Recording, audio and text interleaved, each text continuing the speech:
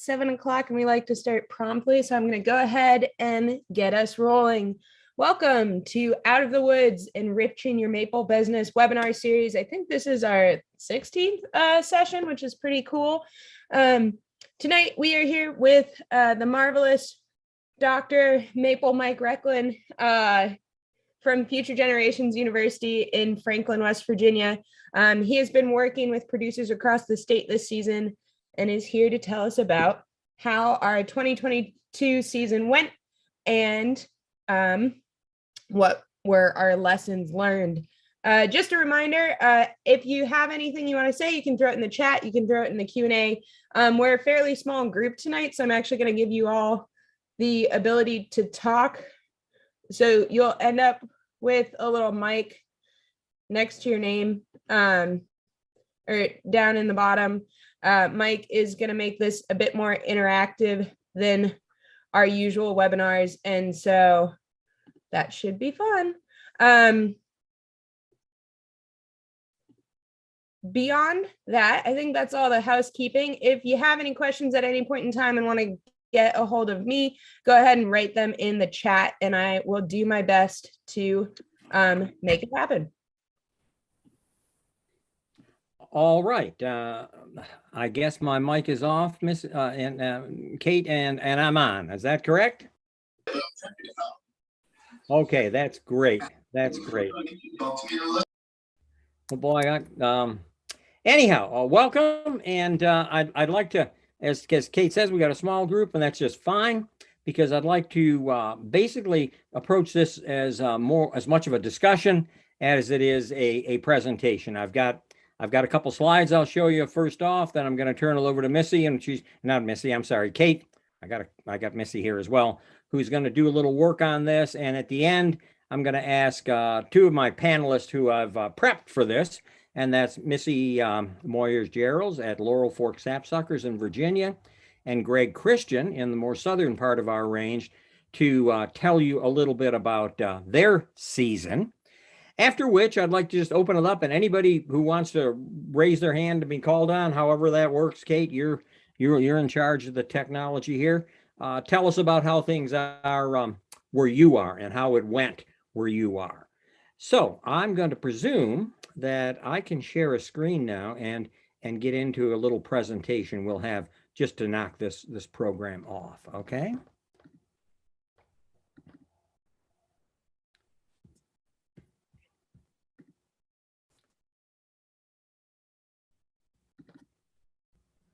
All right. All right. So we titled this Maple 2020. Hey, Mike, yeah. before you get too far, can you full screen that? Yes, I can. Thank you. At least I think I can. I can figure things like that out. Yeah. I need to start the slideshow. Good idea. Thank you. Okay. We can do that. There, how's that? Okay, Maple 2022 in the rearview mirror. We got through it. How did it go? Okay, what worked, what didn't, and how we can work to make it better. All right. Now I'm going to start with a little video, and just let this play and chat a little bit over it as it gets going. Here we go. Okay. Now, as maple producers, we're kind of a weird lot of folks, okay? Because what we see in front of you, that kind of excites us. It gets us going. We think about it. We think that's not too bad, or that could be better. I mean, most people basically watching water drip into a bucket would not be, a good afternoon. But for us, it is, all right? We look at something like this. This is happening out there, and we're turned on by it. It's good stuff going on there. Let's see if I can stop it. This goes on for an hour, by the way, but I figure we don't have that much time. If you want to see the rest of it later on, I'll show it to you. Okay.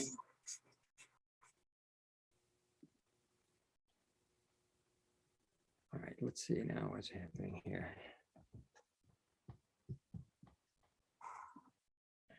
All right, so what kind of season did we have? These are just a couple headlines from the Maple News. Huge U.S. crop forecast. Okay, we're looking towards a good crop. My friend Les Ober there from Ohio, season a mixed bag in the Buckeye State. How did it go? And I want to know how it went for you all as we get through this evening. I'd like to know right now, we're going to do a little poll, Kate, if you can do this. We're not going to do it as a formal poll, but raise your hand. We got 20 folks on here now. If you had a good season, and Kate, I'm presuming there's a way you can count this, right? Kate, you still there? Yeah, sorry, I was muted. I'll put a poll together real quick and then we can, we have 5 attendees say they had really good seasons. Okay. And 1 panelist. 5 said good. All right, raise your hand or let me know if you had a bad season.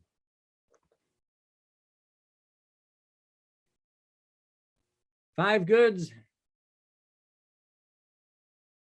We're up to 4 bad. 4 bads, okay. And I'm going to presume the rest of you out there then would say your season was so-so, okay? Not good, not bad, just kind of okay, whatever, however you define okay as. Nationally, the maple season looks something like this, all right? And that line going through New York State is basically follows the New York Thruway from Buffalo to Albany. And I've been told by my friends in New York that if you lived north of the Thruway, you had a good season. If you lived south of the Thruway, if you lived in Pennsylvania, Ohio, West Virginia, it was kind of a so-so season. Not good, not bad. Some good, some bad, depending on where you lived, okay? A so-so season. Now, if you were fortunate enough to live in, and I don't know what things look like out in Michigan, so we'll have to learn about that before we're done here tonight. But if you lived in Quebec, Ontario, that was a great season. All right, those guys really hit it off. So that's kind of the national outlook on this. And then if we go back to the Maple News again, April issue, it says a big year for us. This is Peter Gregg's column. He's up in near Saratoga, New York, right on the Vermont border. Good year for us, but it could have been bigger. All right.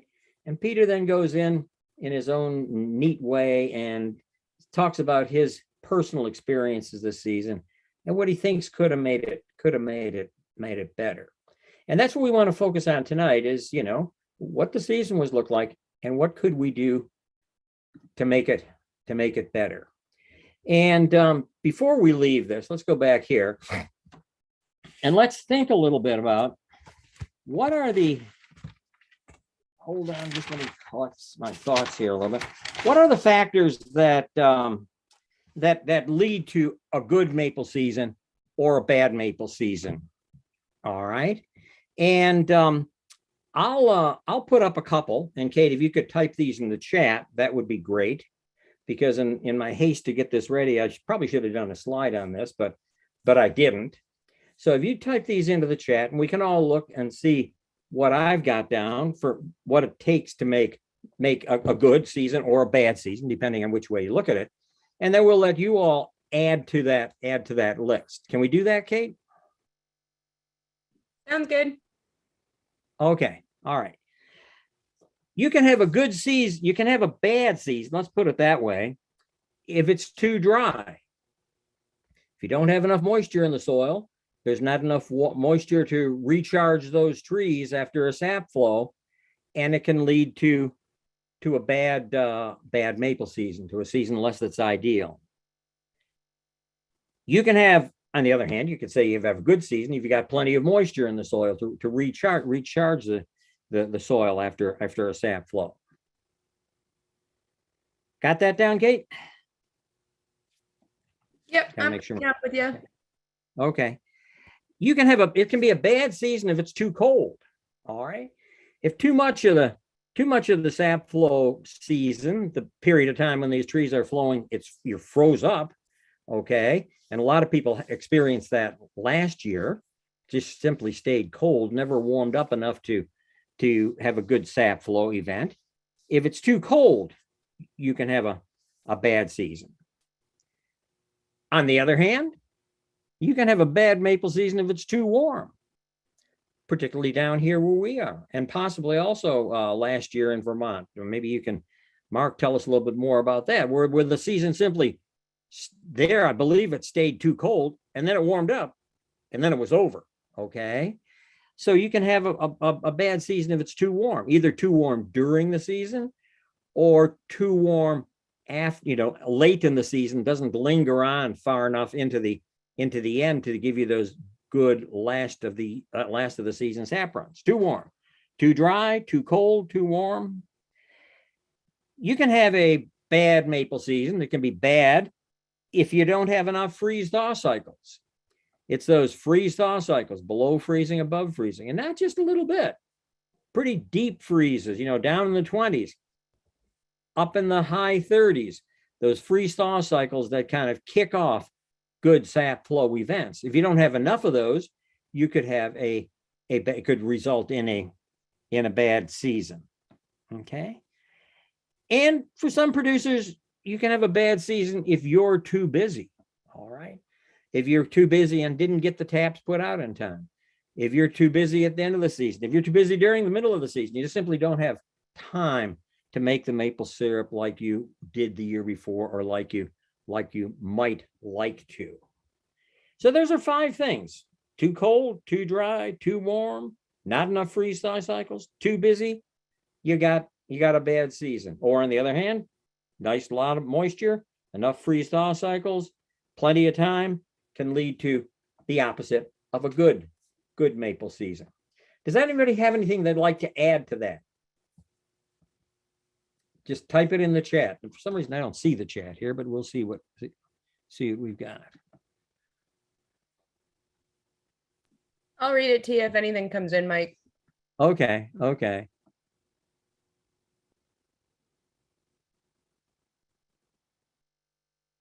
I'm just reading all these. That's kind of cool. All right. If more come in, just bring me up to date. Kate, okay? Equipment issues. Okay. You have too much equipment issues. You bet. Your pumps don't work. The lines get chewed by the bears or the coyotes, or equipment issues. Exactly. There's another thing that can lead to a poor maple season or a good maple season.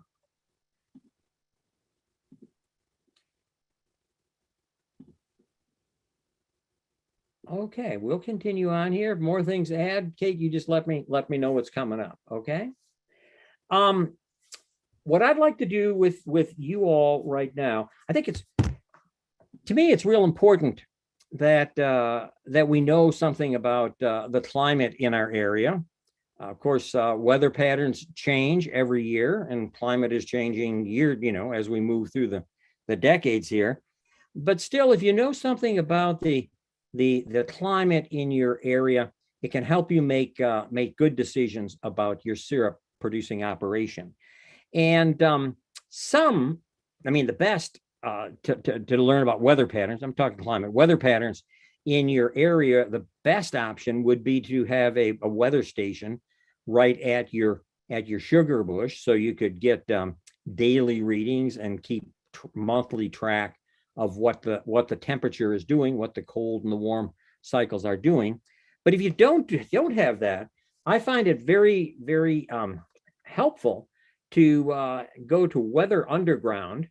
And Weather Underground, if you haven't used this platform, it's basically a network of local weather stations. If you've got a weather station at your house, you can join the network, okay? And then start feeding. If you got internet, you can feed your data in and become a station in the Weather Underground network.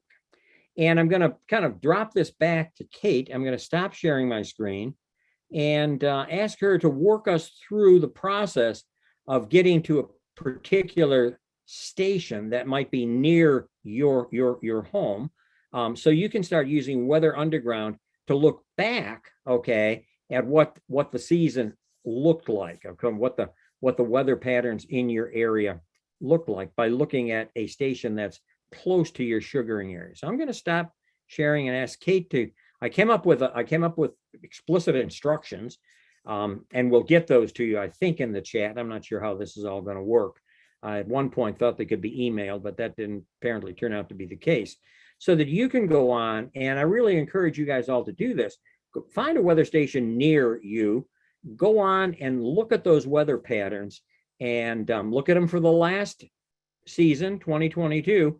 And then if a station has been on long enough, you can actually work your way back in their records, in their archives, and look at the weather patterns for multiple years in and around your area.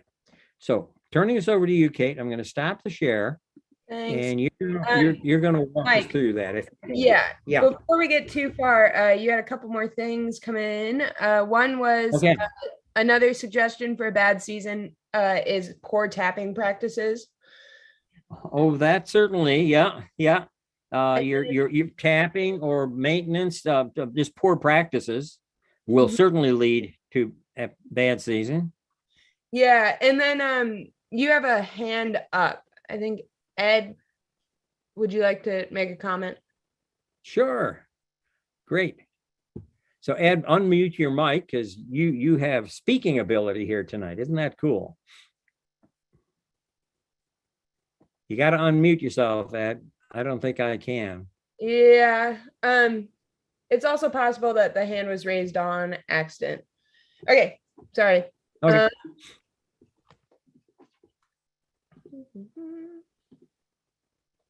There you go, Mike.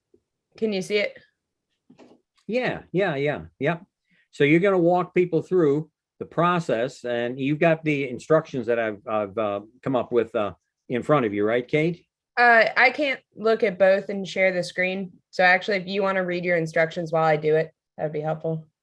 Okay, let me try to do that. I have to find them first. Yeah. Here we are. All right, so I'm not sharing the screen, but if you want to find Weather Underground and look at the patterns in your area, the first thing you go to the website, and that is www.wunderground.com, or you can just search for Weather Underground, and it'll take you to that point. So Kate is there. Okay, she's at Upper Tract, West Virginia. I can go elsewhere if you want. Why don't you go into Franklin, because that's what I've got my charts on. Okay, head over to Franklin, West Virginia.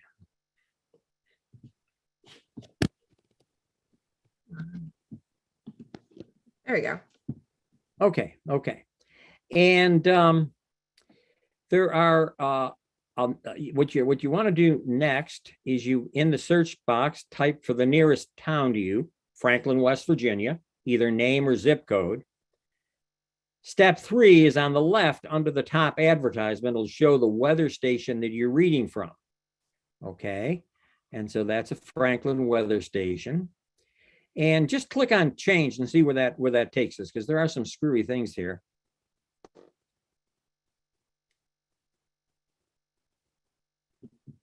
I think it's still loading. But just so folks know, often if you hit change, it'll populate a little map with other weather stations around you. So you can pick east side of town, west side of town.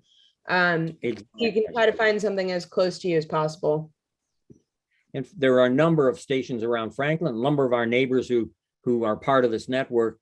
And I chose, it'll eventually show up here, Weather Station 25 to follow, but anyone in town will work just fine.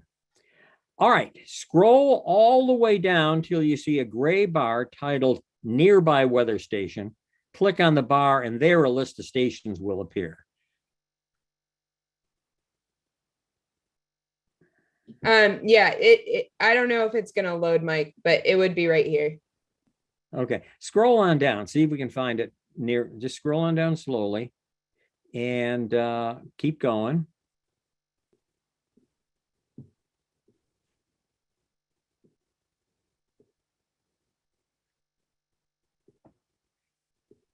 Oh, here you go. Nearby weather stations. There you go. Okay, so this shows all the weather stations that are near in and around Franklin. This is pretty cool because all these folks are involved with that, and we could choose any of those. You could find the one that is closest to you and work off of that station. All right, now click any of the stations in your location. A map will appear that shows the locations of the weather stations in your area. Find the nearest one to your sugar bush. So click one of those, Kate, and see what comes up. This is what came up, Mike. Sorry, Okay. I don't think my internet's gonna load the map. Okay, Oh, maybe the map coming up slowly. There's the map. It's not going to come up today. All right, and we'll get all this instructions to you. It really works. Oh, here you go. Okay. All right. So there are all your weather stations in and around Franklin, and the one that I worked with not on there right now, but it's just fine. All right. You're now reading. You want to click on any of the stations in your location. Find the nearest station to your sugar bush and click on its number on the map. So go on over and do that, Kate. Take any one there. Click on the number on the map. And then scroll down until you see the weather history for that station. In the bar under weather history, you will set the month and fit it. So let's get down to weather history for starters. I'm there. Scroll on down to weather history. Okay. Now we're not interested in really looking at the weather history for May. We're really interested in looking at for January, February, March. So if you set it for January, and you want to set it for over here, Kate, you want to set it to monthly mode. Look at the monthly mode for January and click view. Oh, you picked a station that there's no data available. No, there's data.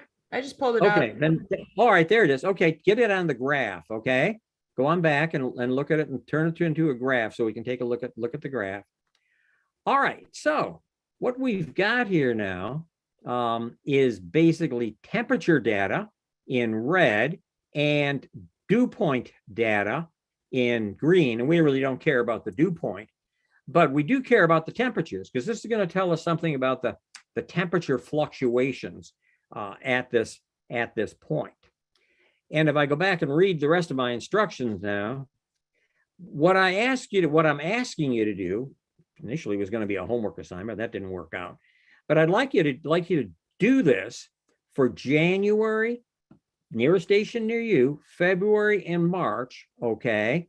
And then take a screenshot of each of those days. So if you take a screenshot of the graph for January, and you take a screenshot of the graph for February, and then you went back and did it again and took a screenshot of the graph for March, you would have basically a picture of the freeze-thaw cycles in your area. Now, I did this for a weather station near Franklin. It wasn't this one, but another nearby weather station. We're going to flip back to my screen, and we're going to see where we take this from here. Because what I'm asking you to do, I think it's a good thing for you to do, is to follow these instructions. We'll have the instructions to you. Get the data for January, February, March. Get a screenshot of all three of those. Print them out. And I'm asking you to basically draw a line across that graph at 25 degrees. All right. And then I'm asking you, again, these instructions to draw another line at 40 degrees. Now, these aren't magic numbers or anything, but if you have a night that gets down in the mid-20s, 25 is pretty mid-20, and then the next day it gets up in the high 30s to 40, we can anticipate that that's a fluctuation that should initiate a good sap flow. Now, we know it'll flow for a number of days after that, but we also know that we need that freeze cycle again to reabsorb moisture from the soil, to recharge the trees, to start another good freeze thaw cycle, another good sap flow event. So what I'm asking you to do is to do a screenshot of these three graphs for your area. And then we're going to start looking at and identifying exactly where the freeze thaw cycles are on this weather station. So, Kate, I think that I will take the screen back at this point and take a look at what I can find for the weather station that I looked at. Start share. Sounds good. Should be all you, Mike. Okay. Well, we're getting there. We got to get rid of this. All right. So we go from here.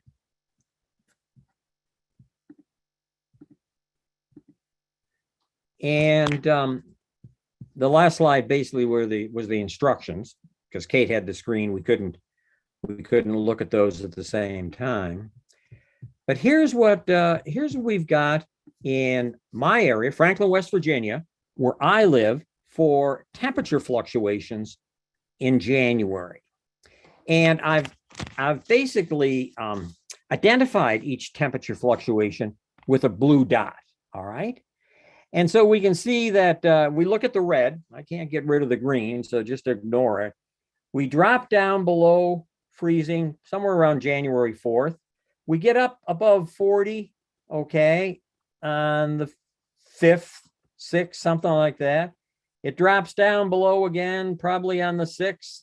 It gets just up there by the 10th, and you can see what I'm doing here. And what I'd like you to do is do the same thing for your sugar bush. Find that station near you and put a line on it at 25, put a line on at 40, and start identifying the active freeze thaw cycles for January. Now, I've also got a line on here at 60. And there's a reason for that line at 60, because if the temperature gets too warm, and there's nothing magic about 60, but if it gets above 60, you're starting to pretty quickly reduce the length of those tap holes. Okay, you're starting to close off your tap holes. Mark Iselhartz is down here, knows more about tap hole closing right now than the average person. But if you look at just January, you see that we had just a slight above 60 day there, the 1st of January, and the rest of the month, it got up in the 40s. We had some nice freeze thaw cycles, pretty nicely spaced out across the month, but we didn't really we didn't lose any time on our tap holes, significant time on our tap holes, by being above 60 for any period of time. We did. You can see between the 13th and the 19th, we had a pretty good freeze cycle here. It stayed cold, never. Well, actually, it did pretty well there from the 16th to 19th, just a couple of days. It really is pretty nicely spread out, our freeze thaw cycles this year in Franklin, West Virginia, where I live. Okay. So I want you to do that for January, and then I want you to do the same thing for February. Take that screenshot, put in that line at 25, another line at 40, 9 at 60. And if you do, and you were in Franklin, you would see that your weather freeze thaw cycles for February look something like this. All right. Again, we've had 1, 2, 3, 4, 5, 6, 7, 8 freeze thaw events that should be good for initiating sap flow. How many did we have in that last one? I think it was, let me go back. We had 1, 2, 3, 4, 5, 6, 7, 8 here. 1, 2, 3, 4, 5, 6 in January, 8 in February. All right, assuming everything else is going well, that should initiate freeze thaw cycles, should keep the sap flowing there in February pretty nicely through that period. But at the end of February, if you look at those red lines, what starts happening that last week, actually from the February 21st on through, is we never quite got down to that 25 line. So January and the first 3 weeks of February, for me in Franklin, look to be, weather patterns that should, if everything else is right, be initiating nice sap flow events. And then if we go on in March, only 2, okay? Only 2. We had a period of warm, and then it dropped down on the 4th, and then it didn't drop down again till the 13th. That's a pretty long period of time.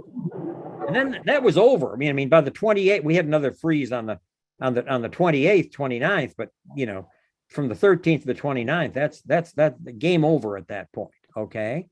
So where, if you're tapping in Franklin, where do you want to have your taps in?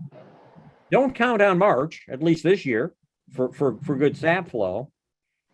Count on February and start counting on January. All right.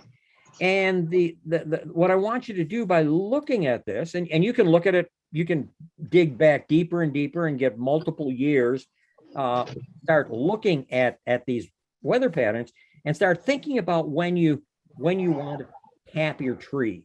Okay.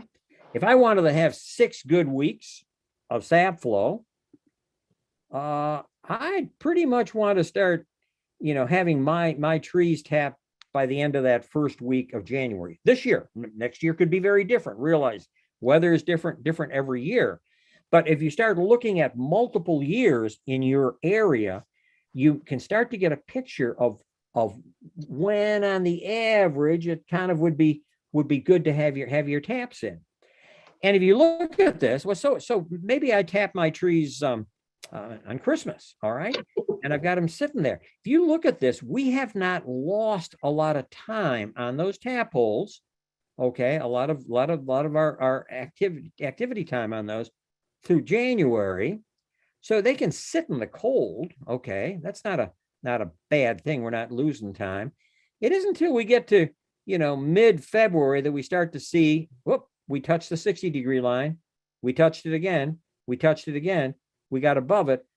When you're getting warm enough temperatures to really start sealing off your tap holes, and then basically by February 25th, we're pretty much out of freeze thaw cycles. All right, so this is important because as I work with producers in West Virginia, I find that most of them tap pretty much the same time they had always tapped. Okay. And a lot of them are tapping late. All right. As I work with and talk with producers, we got a lot of folks down here say, I always tap. My taps are always in by the 1st of February. Well, okay, that's fine if you want a 2-week season or 3-week season. But it's not fine if you've lost all that production. All right. So it's important to get a picture of this. Now, in West Virginia, we are our freeze thaw cycles are very much elevation dependent. And they're also very much latitude dependent. Greg Christian, who's on this call, would have a totally different picture. He's down in Huntington, down in the southern part of the state. We were just up at Spruce Knob, highest point in the state at the Spruce Knob Maple, and they didn't tap till the 1st of February, which is fine because they're at 4,000 foot elevation. And if they looked at their weather patterns like this, they would have found that it stayed really cold during January, that it warmed up. Their patterns would be good in February. Their patterns would be good in March, and they didn't finish their season till the 2nd week of April. So Franklin, very different from 4,000 feet up there at Spruce Knob. So the purpose of this exercise is to get you all to start thinking about when you should be tapping, what makes sense for you, what your practices are versus what the weather patterns are telling us. This is good. It's even better to have a weather station right at your site so you can see exactly what's going on there, as Missy Geralds does at Laurel Fork. But you can use the same exercise to get a handle on her climatic or weather conditions at her site. All right, so I'd like to think about, okay, we've got lots of reasons why it didn't work. Too wet, too dry, too cold, too warm, not enough freeze thaw cycles, tap too late. Okay, ooh, so you don't have the freeze thaw cycles. Too busy, poor practices, just simply had some problems with your equipment out there. I'd like to have two of our panelists, okay, come in here. And the first of those is Tom's Creek Maple, Greg Christian down in Wayne, West Virginia, right down on the Ohio-Kentucky border. And tell us about your season down there, Greg. Tell us a little bit about your operation. Tell us about your season down there, and tell us about what worked, okay?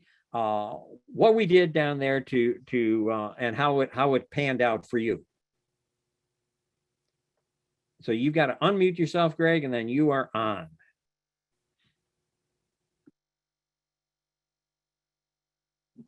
Hey, Mike. Sorry, Mike. 1 second. Yeah. Hey, Mike, while we wait for Greg, you had something come into the Q&A. It's from Tina Barton. My issue is that with our hills and the lack of sunshine in January, the forecast teases me. It says it will go up to 40, but often doesn't. Or if it does, it's there for about a minute and the sap doesn't flow. Does anyone else have this issue? We historically have cloud cover 75% of the time in January.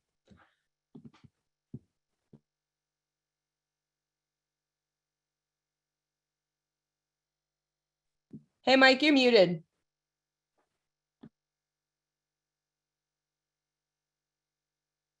Tina, I know that there are other folks in the state. We are a very hilly state, hills, valleys, and hollers, right? And other people likewise have that issue at their operation where it just simply the sun doesn't ever shine down those valleys. So your solution there is to get a temperature, weather monitoring capability down at your site, so you can look at those patterns there. Greg, are you ready? I think I am. Good. So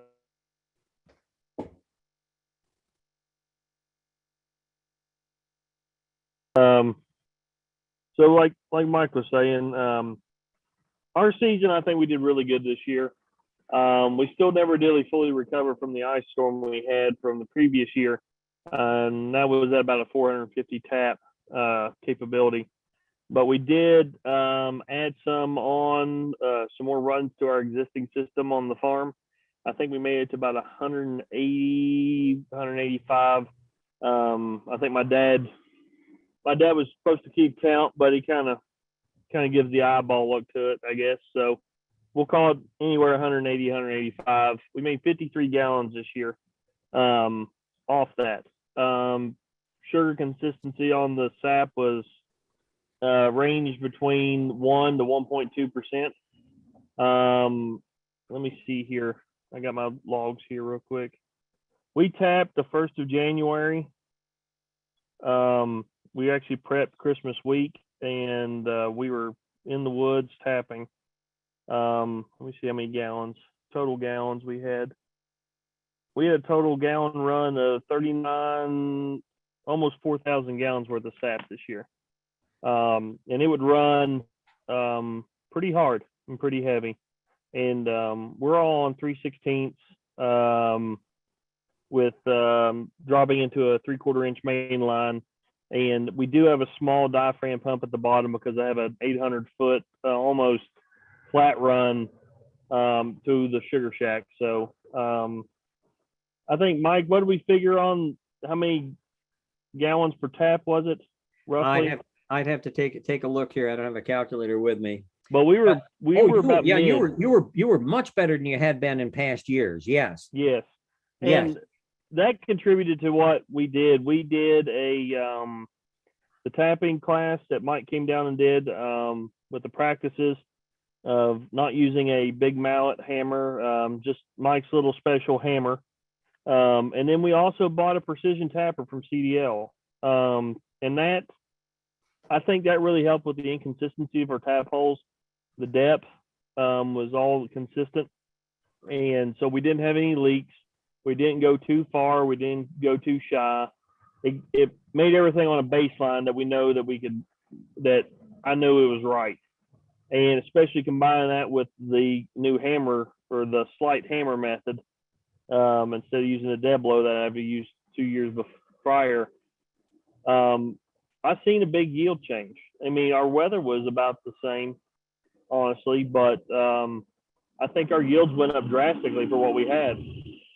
The other thing we did, remember, Greg, is we increased your depth of your holes. Went in another quarter, half inch. Yeah. Yeah, we were tapping 1 point. Yeah, we were 1.5 inches deep year prior, and we went to the full 2 inches this time. Yeah. So and Mark Islehart here is from up in Vermont with the Proctor Lab, and their research showed that you can have a 25% increase in sap flow by going in an extra half inch on those holes. We've always been doing 1.5 inches in West Virginia, and the recommendation now is 1 3/4 to 2 inches to get the increased flow. Yeah, so we did that. I saw a big bunch of different. I saw a lot of positive changes to our yields. And then this year we did the sanitation with the back zap in the lines. So hopefully we can see even more yield increase and possibly save a lot of this tubing longer and the taps longer too. So yeah, that's what we're looking forward to. And again, Greg talks about the tapping hammers. A lot of folks still trap with a claw hammer down here, and many of them are putting those spouts in too far, sealing off too much of the hole, and reducing the sap flow before the season ever begins. I will say, Mike, our last run was in February 18th. It was a 361 gallon run.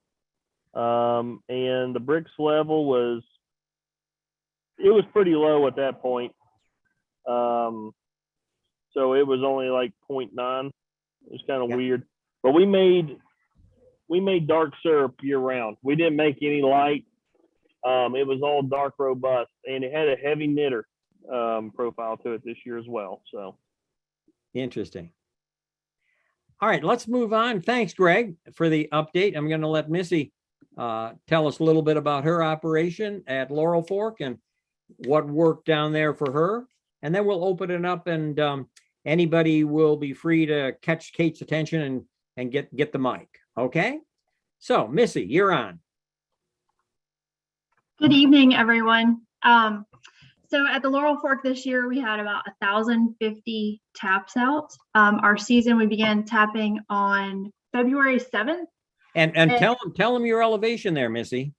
We are right at 4,000 feet elevation. The top of the mountain is like 4,223, something like that. But the top of our sugar bush is right at 4,000 feet. So very different from Greg down in low elevation, the southern part of the state. Yes, I'm sorry. Continue on. No, that's fine. And we have a weather station on site. We are very fortunate for that. So we started our first boil February the 12th, and then we ended our season March 19th. Our average sugar content was 1.51. Between that February and March time, we had 10 of those freeze thaw cycles that Mike was talking about, which correlated to about 22 days spent in the sugar house making syrup. Last November in 2021, we sanitized our lines on about 486 taps. So we sanitized those, and then we put the zap back spouts on. I think the sanitation and the spouts definitely worked because we were having in March, we were starting to get some of those really warm temperatures. And I feel like the spouts and the sanitation really helped keep those tap holes open.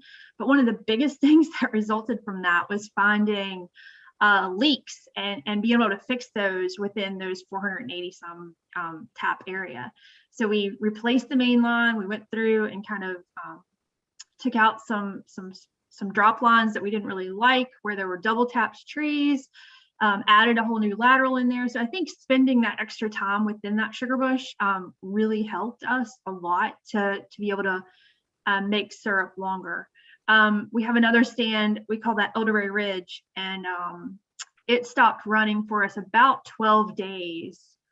So for 12 days, we were able to collect from the stand behind the camp that we sanitized on, where this warmer stand, Elderberry Ridge, had stopped running.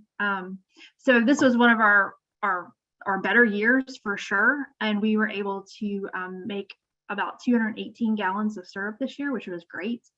That last run was the very strong syrup that we had, but we only had, probably, I think it was like 8 gallons of that. Everything else was the rich to robust syrup.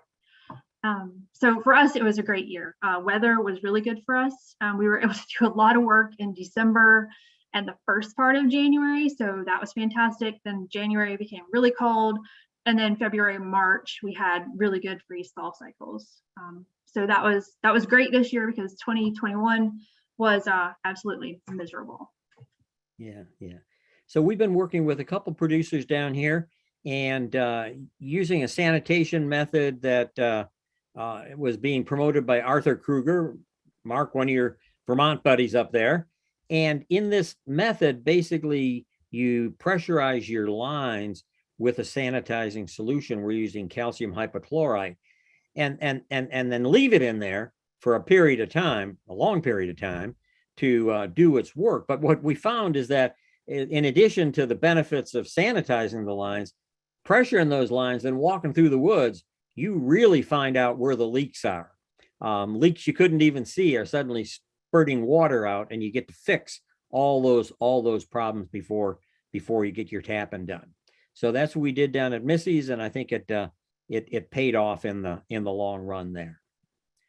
All right, I think that I'd like to now open it to anybody who has anything. I'm going to stop the share, and I'd like to say, okay, this is a discussion now. How did it go where you are, wherever you are? We're pretty well spread out here, and also what worked for you or didn't work for you this season in your attempting to get out of that so-so range and like Mark or like Missy and Greg here, basically move into the good season range. And it's a good season range in for us down here, a so-so year. So that's pretty good. So let's Kate, let's let folks Yeah. what's going on. Were they there? So folks, just so we can keep this sort of orderly, please use the little raise hand icon, just so that way we're not all trying to talk over each other. Thank you.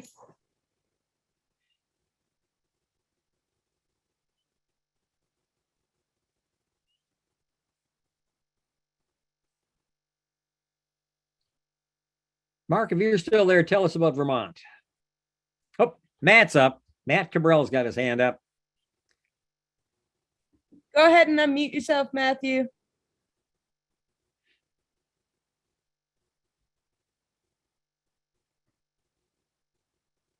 Matt, you got to unmute yourself. If you're talking, we're not hearing. There you go. Yep.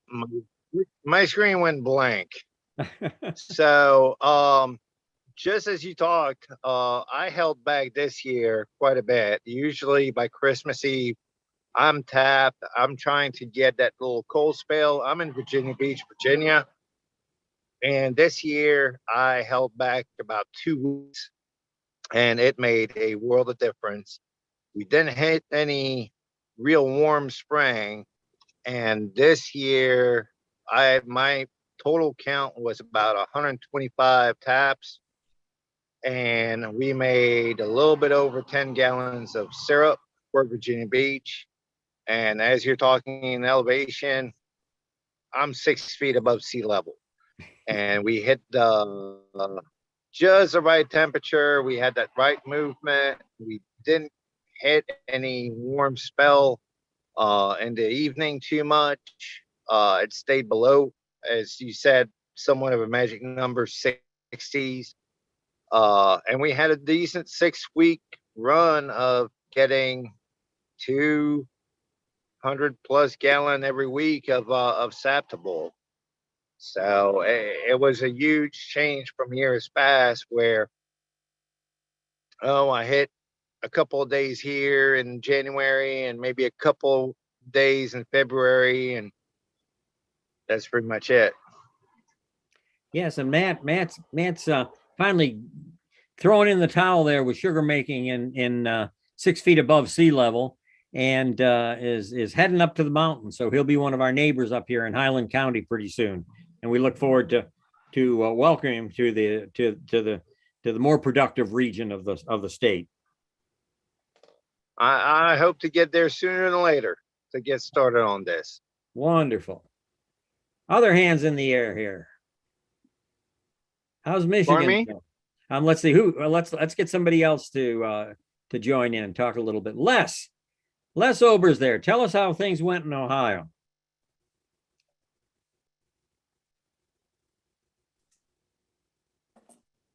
As I realize that the more I work across state lines, there's a big difference between Ohio and West Virginia.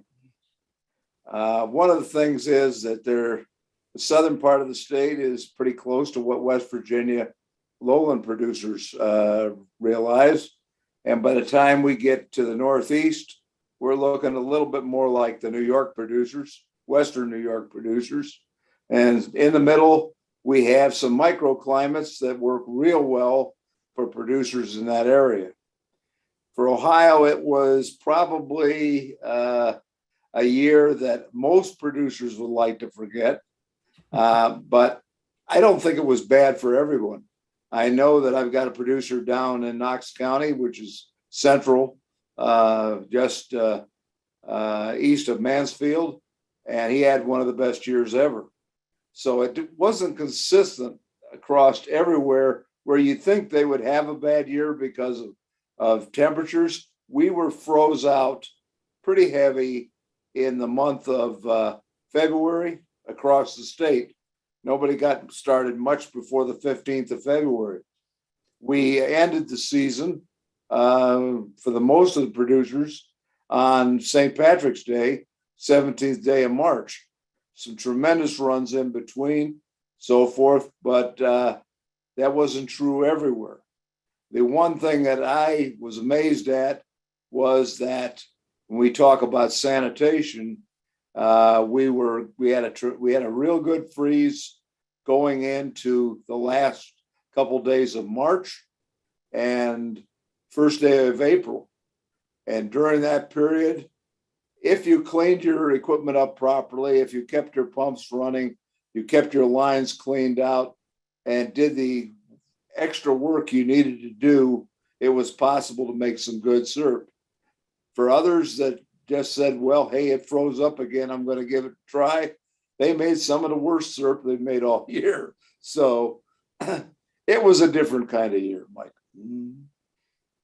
Yes, and your comment about microclimates is interesting too, because you guys did a real interesting experiment up there in Lake Erie. Tell the folks about that. Well, what we wanted to see was we wanted to go into an area of the state where the temperatures remain fairly constant. In other words, they freeze up at Lake Erie, and it's what effect does that lake? That's a big ice box, a big cooler up there. And could we stretch a season in the middle of Lake Erie at Kelly's Island, which is about 5 miles offshore? Well, maybe not 5, about 3 or 4 miles offshore of the shore of Ohio. We were able to get started up there because of the cold weather and all the ice in Lake Erie. Could get started up there till about the 15th day of March, but we were able to go out to the 10th of April, and it was pretty consistent. The one thing we noticed was there was none, but the thing that balanced out on it was the fact that we didn't get a lot of freeze thaw. And I was wondering whether we would, and Lake Erie is a buffer, and it just doesn't isn't affected that much unless you get a front end. Now the guys up on the shore at Conneaut, all the way in northeastern Ohio, they can sometimes just about consistently run to the middle of April every year because Lake Erie keeps them cool down, and they'll take advantage of any kind of freeze thaw they get. I don't think we saw that up at Kelly's Island, but we're going to give it another try next year. I got the park ranger up there's interested in helping us out and see if we can get something done just to check what the effects of a microclimate might be. That's a true microclimate. That's pretty cool. Mark, how about Vermont? Tell us a little bit about, your season up there. Yeah. Hey, Mike, thanks for an interesting discussion. This has been great. Yeah, the season was quite good for a lot of folks. I would say the folks I talk with, 10, 20% over anticipated crop, some even 50%. There's even within Vermont, there's a lot of variability. So hard to generalize.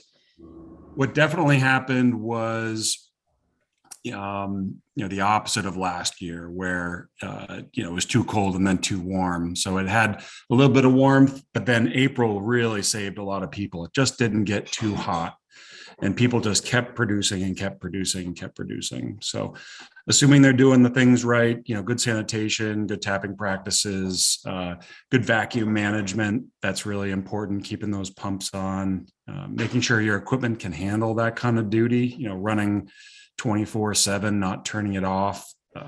That tends to be a big one because even if you don't have the freeze thaw cycle, if you have good vacuum, steady vacuum on all the time, you're going to get a steady flow. So it can't replace necessarily the magnitude of those high flow events from a freeze thaw, but added up, you end up with a good year. So quality was good. Sap sweetness came back to where people expected.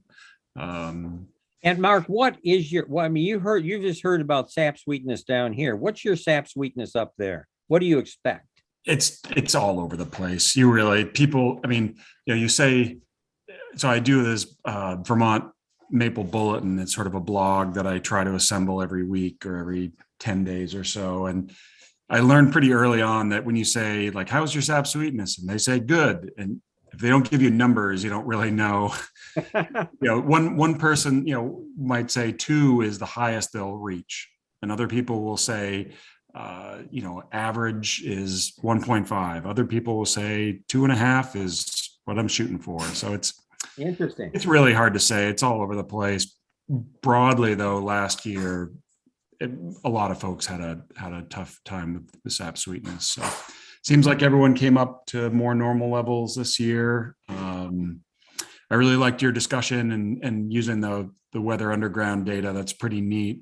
I will point people to a paper that my predecessor, Tim Wilmot, did looking at almost at the nanoscale temperature in the sugar bush and how variable that can be, between the top of the tree and the bottom of the tree and inversions. And there's some interesting things that he wrote up. You can find that paper online if you're interested. But I think most people are happy. I know the folks who market syrup globally are happy because they sold a lot of syrup during the pandemic and they were hungry for a good crop. Great. So now you talk about keeping your pumps on during the warm spells. We don't have a lot of pumps staying on down here, Mark, because we're mostly a 3/16 country. And I see Keith Heasley's here. Keith is one of our masters of 3/16. So I'd love to see how your season played out this year, Keith. Can you hear me? Yes. Yeah, my season seemed to be I put my taps in the 28th, 29th of January, and then it ended up being cold it didn't thaw for another 2 weeks or something. I didn't do my first boil until February 9th. And so that was a little late for me. Missing those first 2 weeks hurt. I got into like the third week of March, but I lost those first couple of weeks. That hurt. I was probably about 85% of what I'd expect. But strong, good vacuum. Okay. All season, pretty much. I have one bush that I have more chews in there than all my other bushes combined. I don't know what it is. I need to shoot more deer over there. Yeah. Well, that's cool. And you're working with 3/16 and you've got your gauges on the top of your lines, and you're able to keep that vacuum up pretty much. And are you seeing that the flows keep up during multiple warm days? You're still getting flow down there as you would with Mark and his vacuum pumps. Do you think you're getting the same thing?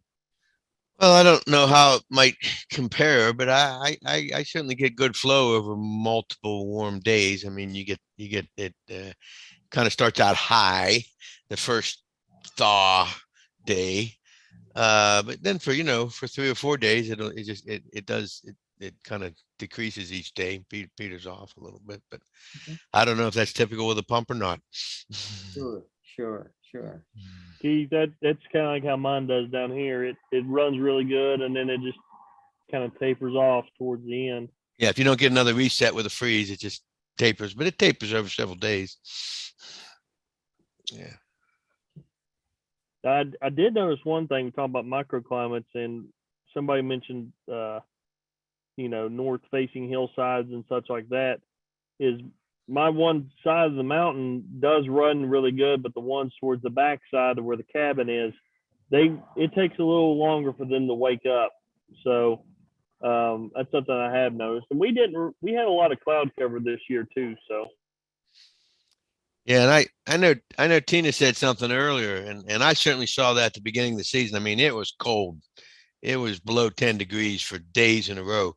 That first 40-degree day, it's not going to thaw those trees. No, right. They're frozen the whole way through, Yeah. So I think that's part of it too. Yes. Depends on the depth of the cold, depth of the freeze, and the height of the thaw. Yeah, you to bet. get going. Ben is another producer down here in the south. He's in Ohio, around south of he's between Portsmouth and Huntington here. He had a record year, but his problem was his RO kind of crapped out on him, and he was looking to give me sap, and I couldn't get it by the time I was done. I was actually out of town. I couldn't get it, but he had like over 600-700 gallons that he was going to give me, so it didn't go to waste. Yeah, that's the old equipment failure problem we all face, right? Just when you need it most is when it stops working. Well, anybody else? We've used up about an hour here, but if anybody wants to add something, I'd be glad to. Dave Bisbee. How are you? Massachusetts, right? Hey, Mike, you have a hand from John Cunningham. Okay. Let's give John the floor, Kate. Can you hear me? Yes, nicely. Yeah. So we're up here near Grand Rapids in Michigan. Yes. And we had a good year. In good meaning, we had almost probably 75% better return from last year. So it was a considerable improvement for us. Now that was we had to compensate that because we did add more taps this year, and we added RO for the first time. So that helped us out a lot, I think. At least helped my wife and I, and the number of hours. Certainly on the sleeping side of things. Exactly. But it was a good year. We started up here. We started a little bit later than you guys, and yeah. So we started on the first of March. That is later. Wow. And we ended up on the 4th of April was our last. And even that. So we ended up on the 4th of April, and we started cleaning up our equipment and getting everything started to store things away. And then we had a reset, and I told my wife, I said, we are so far along on cleaning our evaporator. I don't think I want to go back there again and start up again. And so we ended up getting almost 2,000 gallons of sap that came in that I gave away to other guys that had not stopped yet. And so they were very happy for that. I'm just kind of crazy. I don't know. The lesson I guess I learned is to wait a little bit longer before I start the cleanup and see what happens. Yeah. Thank you for joining us. Great to have Michigan. Yeah. Well, we sure appreciate being included in these talks that you have down there. It's it's very enlightening for me, very educational for me. Great, great. I went to school in Ann Arbor too, by the way. So Oh, wonderful, wonderful. wonderful. I love Michigan. Great state here. Yeah. Yeah. Thanks, John. We have a question in the Q&A. Dave Carlin would like to know, does anyone run a monitoring system on their systems like SAPSPY or CDL?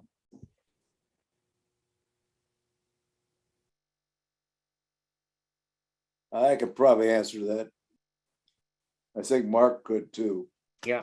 Yeah, go ahead, And, Les, if you want. We run a monitoring system on 2 woods. It's an H2O system, Smart Trek. I would not work a woods without it. Absolutely saves so much time knowing where there's possible leaks. You can isolate leaks. You can do a lot of. It really works well. Also, the tank aspect, knowing how full tanks are. That's that. Ours woods are remote. They're not next to the sugar house. We got one is 5 miles away, so we have to be able to know what those tanks are doing all the time, and that's a good point. But as far as out in the woods, I can walk into that sugar house. I can look at any one of about 7 lines and know where I have to go instead of walking all around that woods trying to figure out. That's a 900 tap woods. It's not a big woods, but you could waste a lot of time if you don't know where to start looking. So it's been very beneficial to us. I don't know whether that answered his question or not. No, that's great. That's great. Mark, is most everybody up in Vermont now using monitoring, or is it still coming on technology? I think, more every year. I think Les really said everything. They tend to work. We've tried several different versions. We even had engineering students develop something. It really does save time. It comes at a cost, but your time also is worth money. So we are seeing it being used not just by the big operations, but smaller and smaller operations.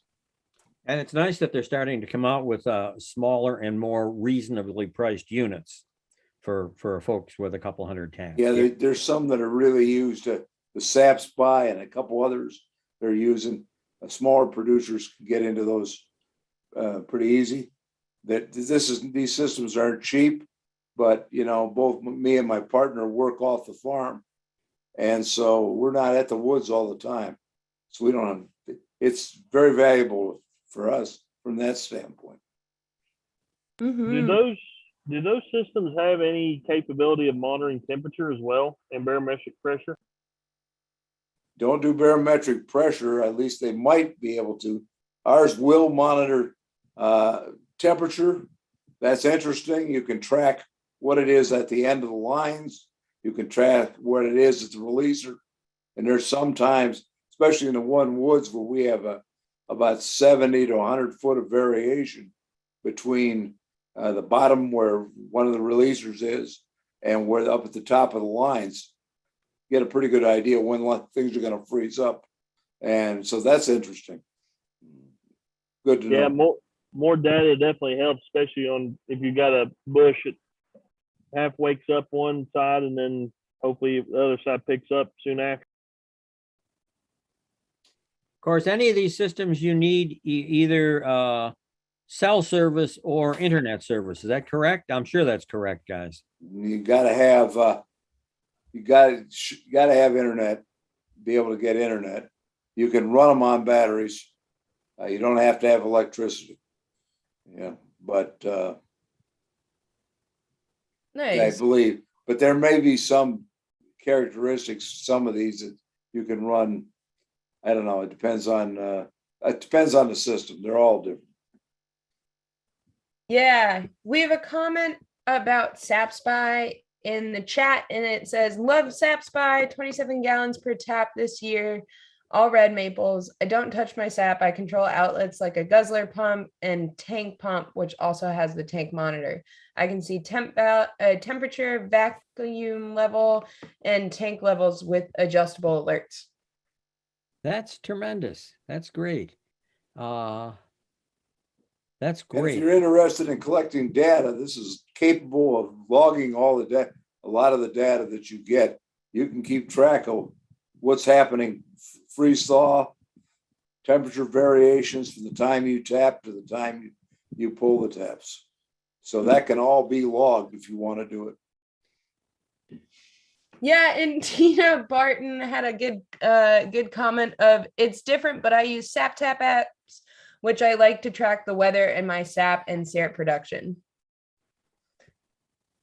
Bye, Mark. Sorry, Mark's taking off. Thanks for joining us. That would be interesting to see if we could pull the data, and especially on us that don't run vacuum pumps, you could see the vacuum increase as the temperature thaws. Be kind of interesting. Very interesting. Yeah.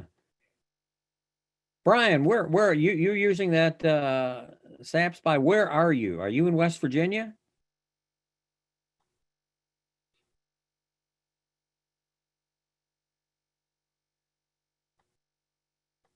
Wisconsin. Well, I won't pay you a visit anytime soon then, but great. Thanks for the input. All right. Brian has his hands up. Go ahead and unmute Brian if you'd like to speak. Hey guys, I was just listening the whole time and now I can talk. Do you have any questions on that? Or I could I've explain my never seen setup? one. I'd love to. Okay. That's my question. I'd love to see one in operation. Yeah. Yeah. If you want to explain your system, that'd be great. Yeah, so I use a double guzzler pump.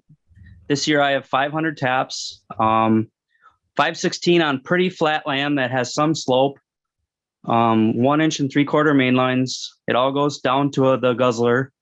Guzzler pumps it into a tank with no releaser. That tank fills up and I can watch it fill up anywhere I have internet. And I pump it up to my shack using my phone. So I do that from work. And then when I'm out there, from the shack, I do it too. And I just get a text alert, 90% full. And so I can have a little bit of time to do that.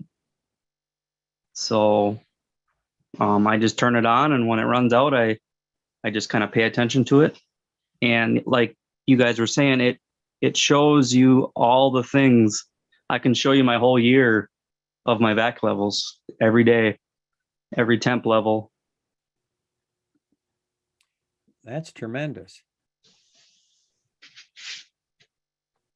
Yeah, and it was all red maples. Last year, I had terrible sugar. It was 1.2, and this year I'm at 2.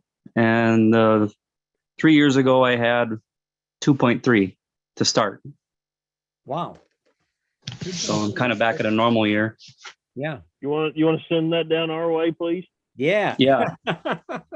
And we don't have many sugar maples in my area, but some of them guys are getting, 2.5, 3, depending on, canopy. But yeah, I'm happy with 2 on a red maple in the woods. Yeah, I'm predominantly red down here as well. Mm-hmm. Brian, do you want to go first if you have another comment, and then we'll go to Dave? I think I'm good.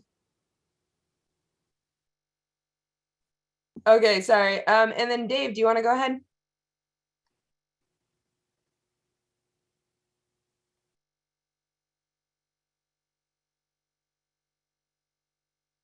You're on, Dave.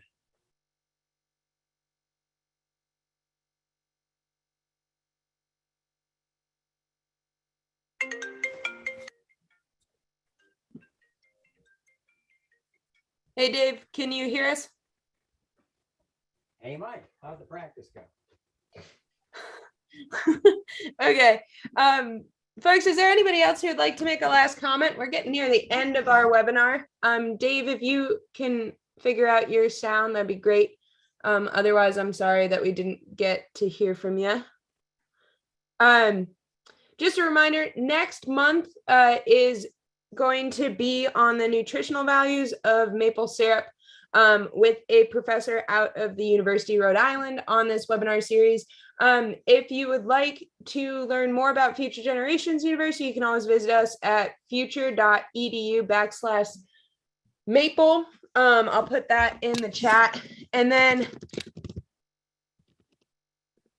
sorry, hard to type and talk. And then lastly, if you want to reach us at all for any reason, go ahead and email us at syrup@future.edu. That's also in the chat. And then lastly, if you guys don't mind, I'm going to launch a little poll. Just let us know what you thought of the webinar. If it was helpful to you, it helps us know what you all want us to talk about on our webinars and what kind of speakers we should have. Thank you all again for joining us. And I hope you all had a great maple season and are recovering nicely in the month of May. I know I'm trying to catch back up on some sleep and R&R that I definitely missed out on during the maple season.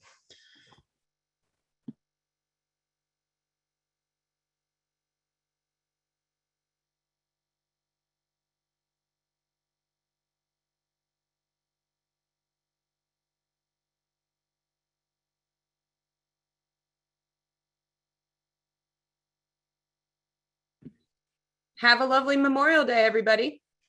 Thank you, everyone. Yeah, and big thanks to Greg and Missy, our lovely panelists for this evening, and Mike Rechlin. Always well done. Thank you. You gotta unmute yourself, Mike.